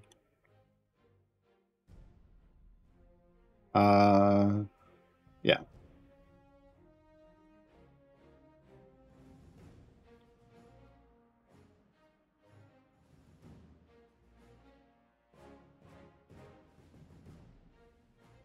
Could be written, really?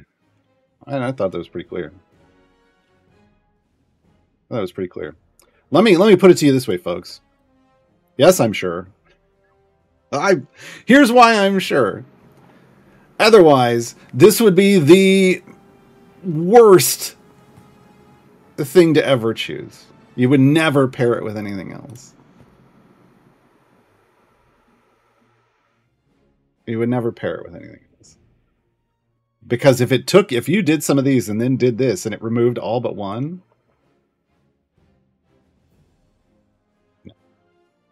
So sometimes you can infer based off just what makes sense and what doesn't make sense. Now, look, if it doesn't do that and it removes everybody's stuff, by all means, submit a bug report. Because rules as written, you get 10, and at the end of the 2 hours, you would lose 9 of those 10 and only keep 1. That's rules as written. We have full-time tool. No, we don't. No, we don't. Don't. Like, yeah. The point is you're supposed to grow your stacks. So if they put in something that reduced your stacks, it wouldn't make any sense for the kit. That's why I'm pretty certain. I'm solidly certain that it's only going to go up. Solidly certain. Okay. Wicked Minion, do speed potions work for all your teams or just one at a time? Potions, these normal potions, which is the white, green, blue, and purple ones, apply to the party you're in. These 7-day potions, the bigger ones, apply to all your parties. And last longer, more than a reset. These are only last during one adventure or variant, and only apply to the active party. Again, that's something you can test. I want to be clear. Wicked Minion, if you have multiple parties, you could pop a potion in one, switch to the other party, and see that it's not there. Trades, I have Strongheart. Next best champion to flax. I don't know. Who do you need for split the party? Kind of want to, yeah. You got to look at that. Who do you need for either split the party 1, 2, or 3? If you've already done all 3 split the parties, then that's a whole. Then you need to figure out what type of party do you still need to build, because there's like 3 different teams you need to build. You need to build a speed team, a pushing team, and a gold find team. Is there any? If you've already done all 3 split the parties, focus on whatever you need for one of those 3 teams.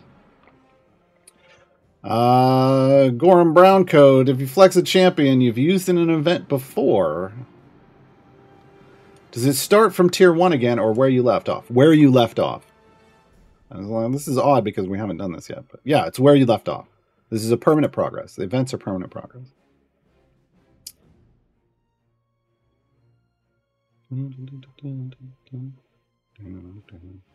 Atreides again. Where is Towering Expectations I need to complete for Strahd? In Barovia, where Strahd hangs out. So Grand Tour of the Sword Coast, Barovia. So you need to come down to Waterdeep. You need to go north, do the Mists of Ravenloft to open up the Barovia map, and it's the last thing right over here on the right. Towering Expectations. You basically have to complete the Barovian storyline.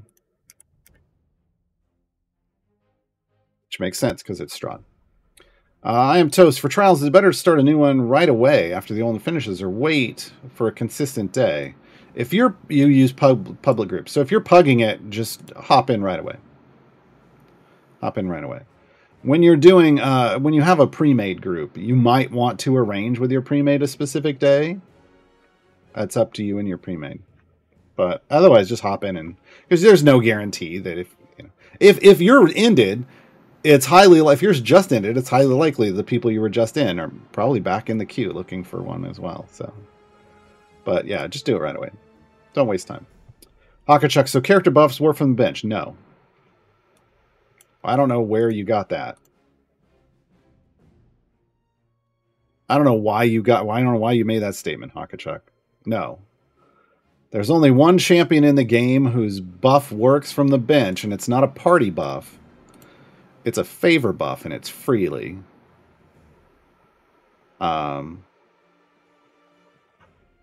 Whatever you've earned from Freely's favor boost on Adventurous Tale is yours, whether he's in the party or not. No other champions work from the bench.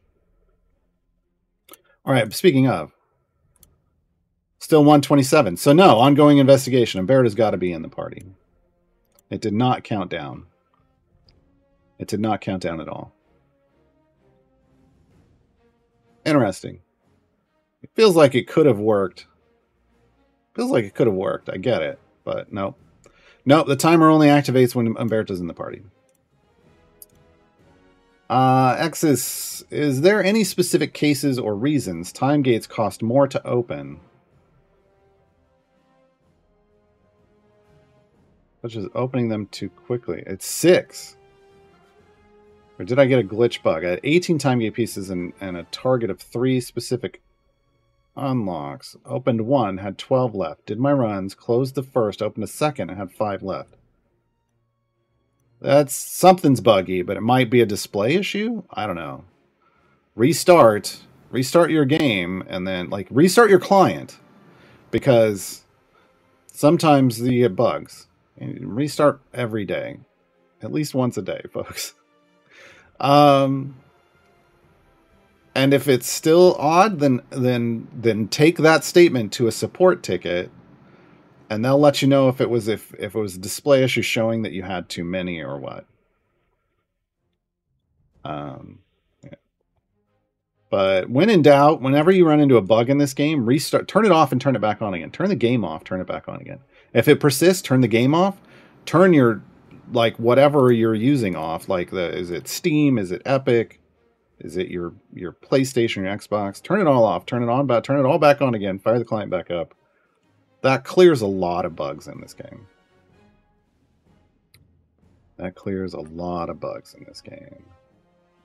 Rough Rider, what fun will be had on your channel after your Saturday burrito? Yeah, I get burritos on Saturday for lunch.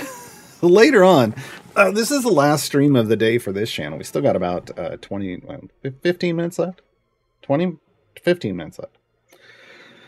I can't math while I'm talking. We got about 15 minutes left, and then this is the last stream on the Cena Games channel until Tuesday. But I stream over on my channel, twitch.tv/Gaarawarr. I'm going to put my name in chat. You can click it and give me a follow because it's spelled like it sounds. It really is, but doesn't mean people spell it right. So what are we doing today? We started playing a game called Blocky Dungeon yesterday. And Blocky Dungeon is an very interesting mix. It's a puzzle game. It's a very interesting mix of Tetris and dungeon crawls. And if you're confused, stop by later. Stop by later. It's neat. It's a neat little puzzle game. You're given challenges like only clear this number of lines, kill this number of enemies, don't kill more than this number of enemies. I could do these things while Tetris placing blocks that allow you to move. Each block is a section of dungeon that could have treasure in it, could have enemies in it, could have whatever. and you're building them. Solar Bear's like, I was watching it and I'm still confused. Yeah, look, super interesting concept, and I was actually having a whole lot of fun with it yesterday. I wasn't 3-starring everything. I don't really need to, but it was pretty great. It's pretty great. Yeah, I was having a good time. So come over and watch. Come over and watch. You can always ask questions about Idle Champions over on my channel too. I've been streaming a new account, and I've been streaming Idle Champions 5 days a week over there. But now we're back to a normal schedule. Mondays and Wednesdays, I do a show called Idle Chatter, and that's where I will have Idle Champion as the main game. The rest of my streaming week is going to be playing other games because I have a variety of games. I got gifted a game called Animal Well from Mars. Tried it yesterday. I went, Animal Well. Animal. Well, it's just not for me. I get it. I look, it's a real throwback to a time in my life that I don't necessarily want to go back to in terms of the graphics. But then and then what else did we I played a game called, I did a demo of a game called Last Moon, which had billed itself as a 90s style RPG, as a style after 90s RPGs. Yeah, I had a blast in that. Looking forward to the release of that when it comes out. People in chat were saying it was kind of it was the Bastion-esque. If you want a reference to a more, it's not a more recent game. Wasn't that like a decade ago? I don't know. It was fun. All right. We have a question in the queue. Remember, question : if you want me to read your questions. Cappadocian, is it safe to spend my time gate pieces as I get them, or should I keep a certain amount in reserve for any reason? Well, right now, you're going to want 3 on Wednesday, next Wednesday. 4 days, 1 hour, you're going to want 3.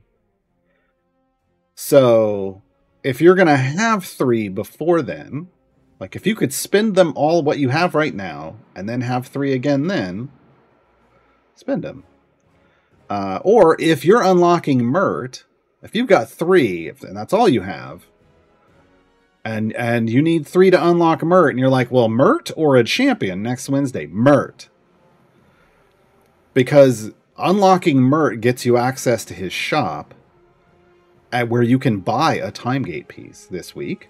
Like if you do it before Monday, you can buy a time gate piece, like right now. Unlock Mert, buy a time gate piece. Well, earn the influence, buy a time gate piece. Monday, the shop resets, buy another time gate piece. So you'll be up 2, right? Like unlocking Mert is a snowball for unlocking your patrons in general is a snowball to getting you more time gate pieces. So unlock your patrons immediately. Do stuff for them, get time gate piece. But if you have 6 and you could use 6 right now, but you wouldn't have 3 by Wednesday, that's within a week.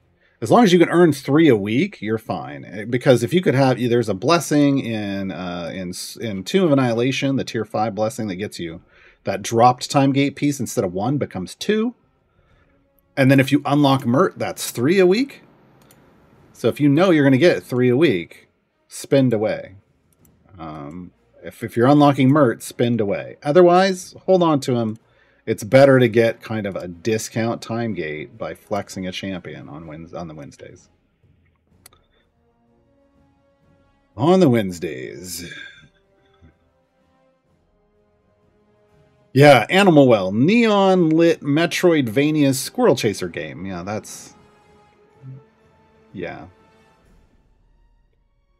I understand why people could enjoy that game. I do. I got about five minutes in and was like, I can't do this. This wasn't made for me.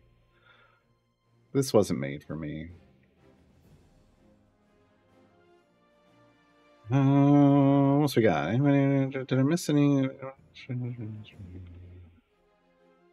think there were some questions here, but they didn't have question : So let me go back and see.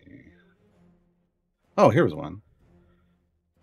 This did have question : I just missed it. Probably didn't come through to Twitch.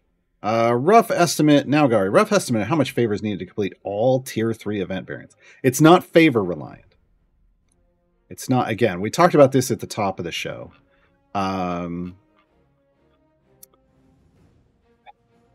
Favor only gives you more power until you get to this, the soft cap on your champions. Okay? There's no more upgrades available for these champions at this point. None. There's no more upcoming upgrades to buy with gold, which is what Favor is giving you.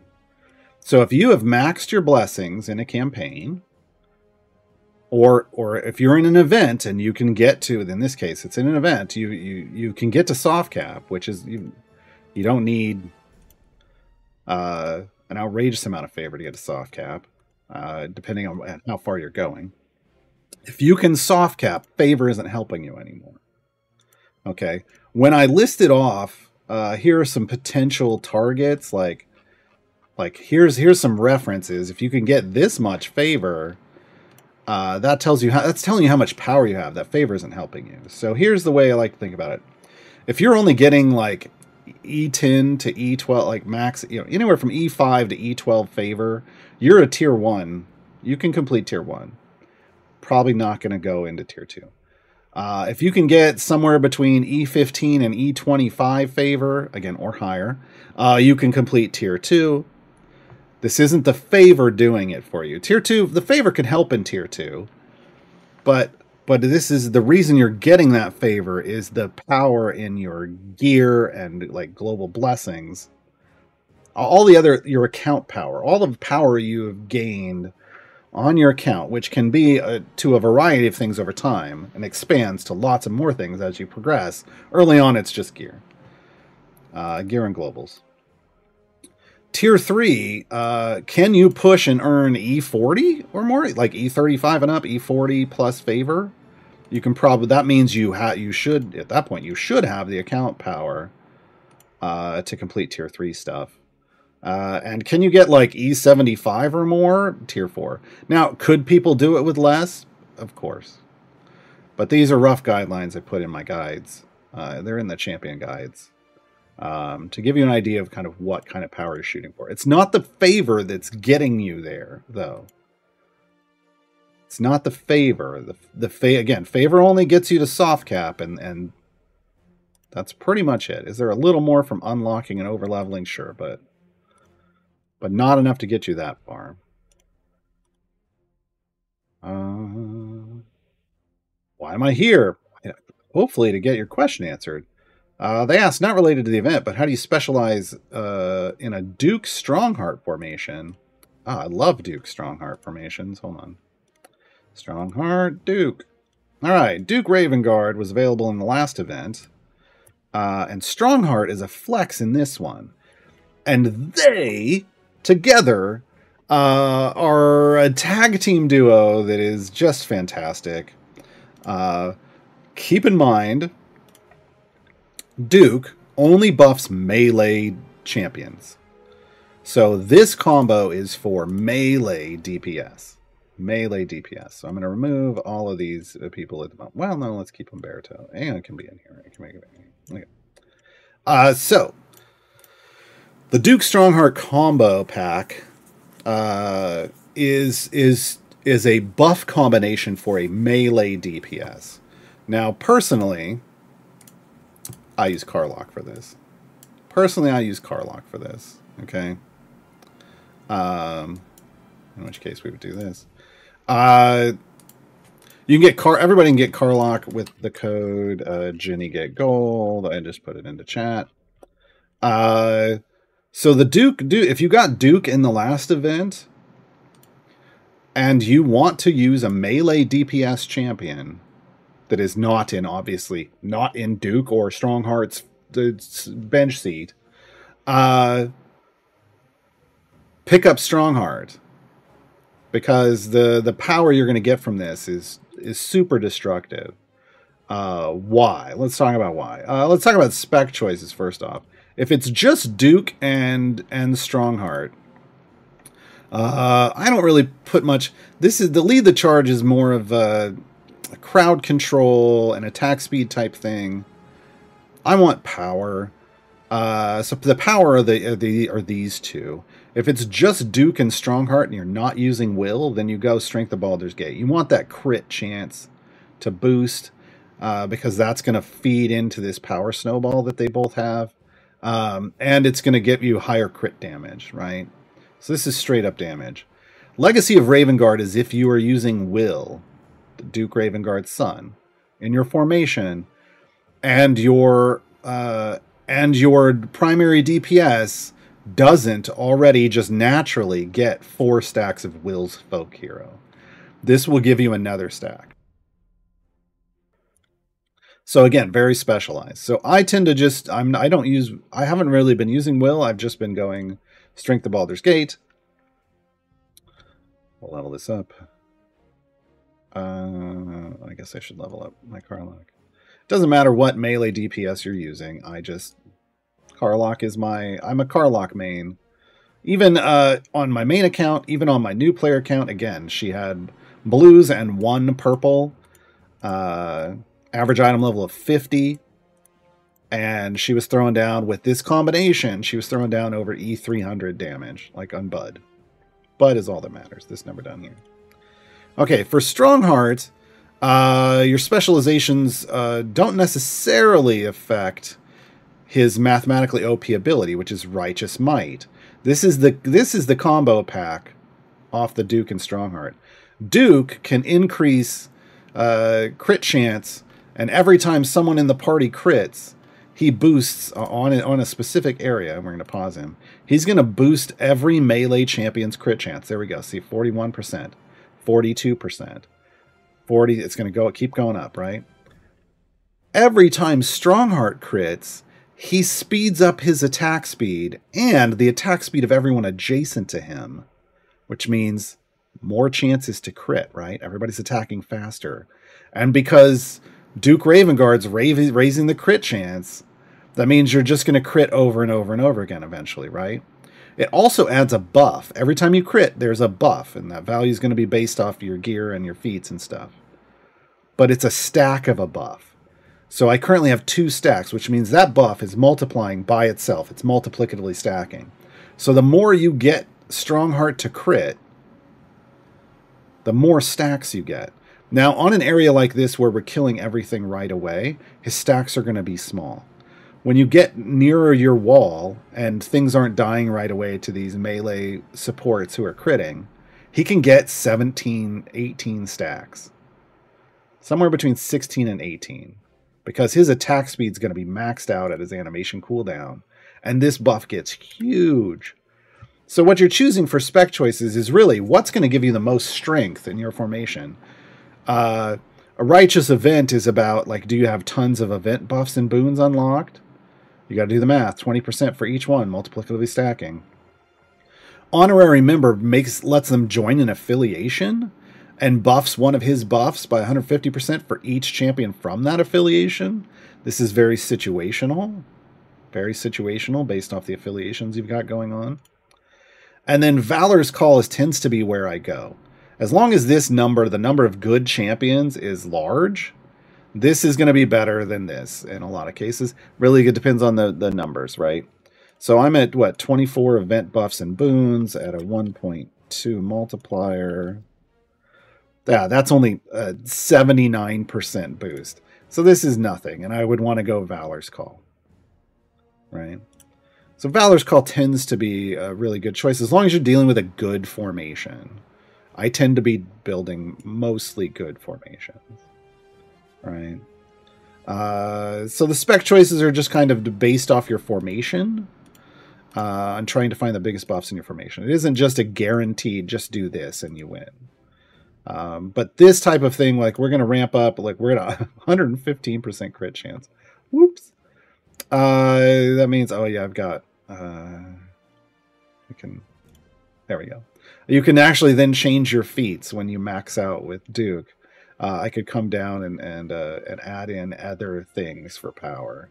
Gives you a little more room there, right? 100% chance. So, and that means Karlach's up to 82.5% because she doesn't have crit stuff. She started at 2.5% crit, and she gained 80 from Duke. So critting a lot, but not every hit, right? Now the attack speed, if we were somewhere where everything wasn't dying, her attack speed would be at max too, 1 point something seconds for her attack animation because of Strongheart. It's just a super beefy combination. Super beefy combination. So if you have Duke, flex Strongheart during this event to give your melee DPS just a super, super amazing combo pack. Let me try to race through. We got a couple more questions. Please don't add any more questions because we're out of time. And I got to play a song. Prize, any suggestions for champ comp combo to help finish Umberto's variant 3 tier 3? Probably not. Because I don't know what champions you have. And, lawful and affiliated druid. Whatever's going to give you the strongest team comp. You have to figure that out. Go as far as you can. Change the formation up. Use a potion of respecialization or potion of specialization to change your specialization if you need to. Or if you have a background party, go to a background party, pull Umberto in, or pull Umberto in, then pull Umberto back into your main party. This might reset his ongoing investigations though. And re-choose the specializations. I would say just choose the spec choice. Don't mess with that ongoing investigation.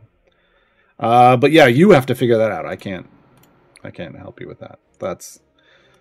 There are no copy paste formations past the core champions. Truly, any formation somebody gives you, what you should be looking at is why is that a good formation? Not taking it as, oh, this is my best formation, because no one can tell you that unless you're Sean on formation save. This next question, I don't know what this is. Dust maybe. After my champion hits soft cap, what does upgrading their level do? If you go over cap, you would only ever do it on your primary DPS. It raises every level, boosts their power like 1%, I think. But unless you're putting thousands on there, it's not that big of a deal. And even then, it's not carrying you a lot of levels. Repeats, last question. If I was to consider getting a shop item for an event boon, is there anything that I should look out for which is a better value as a new player? I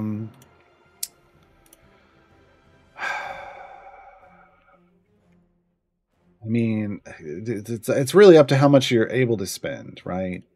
So the event, we've got these skin packs, but those are like $23. There isn't an event familiar. If you were to get not the 3 gold chest, but the 7 gold chest, that comes with a boon. That comes with a boon. So I mean, I'm thinking like for its value again. Usually this specifically, if you have Umberto's Zinterim Medallion offer, which is only accessible from this UI, not from the shop for some reason. This is his mathematically OP item. This is good. I will be buying this.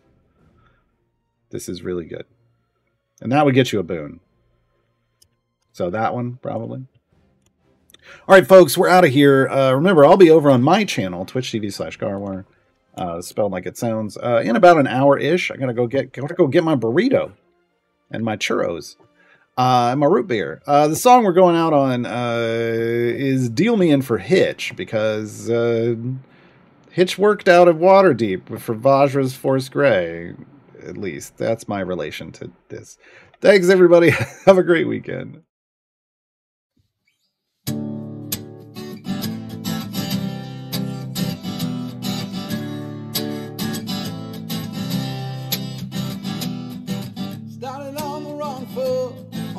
Side of the wagon tracks. The only place I've gone home is a place I'm never going back. Headed down the Sword Coast with my dreams all tied up in my path. Oh, gotta buy my empty pockets, aimless but forever free. Made my way to Waterdeep, got a job place right in front of me. New friends by my side, right toward our destiny. Oh,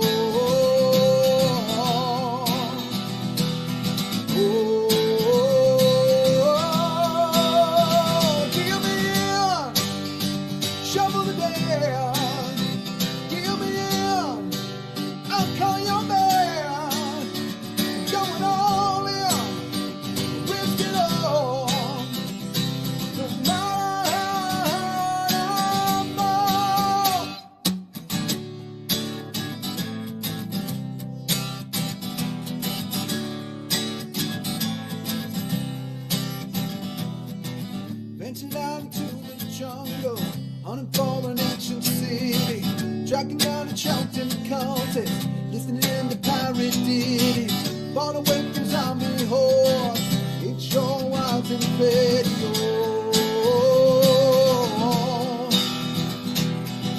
Life's better with your friends, living on the edge of danger. I want to live my life at home, with everyone a stranger. I'm only happy when I roam, my life's my biggest wager.